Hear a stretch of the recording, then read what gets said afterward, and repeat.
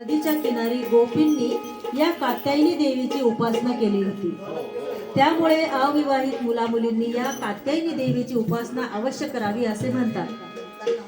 उपासना केल्याने आपला काम, मोक्ष, अर्थ, धर्म याची प्राप्ती आपल्याला होत असते। कत नावाच्या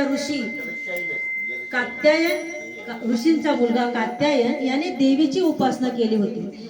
देवींनी आपल्या घरी यावे असे त्यांनी पूजिले।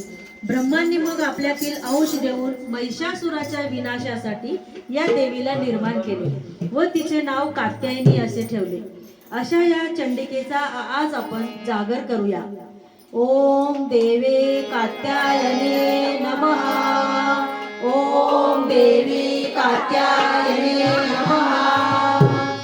ओम देवी कात्यायने नमः।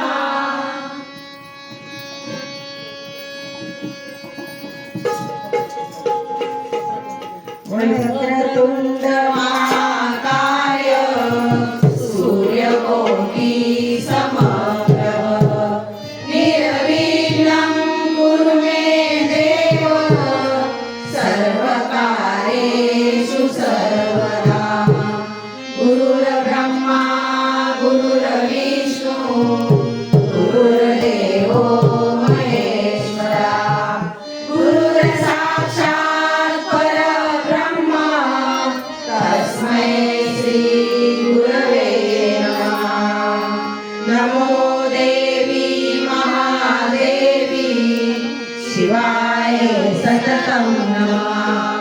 नमः प्रकृति भद्राय यथा प्रणता स्मतां सर्वमङ्गलमाङ्गल्ये शिवे सर्वार्थसाधिके शरण्ये त्र्यम्बके गौरी नारायणी नमोस्तुते। नारायणी नमोस्तुते। नारायणी नमोस्तुते।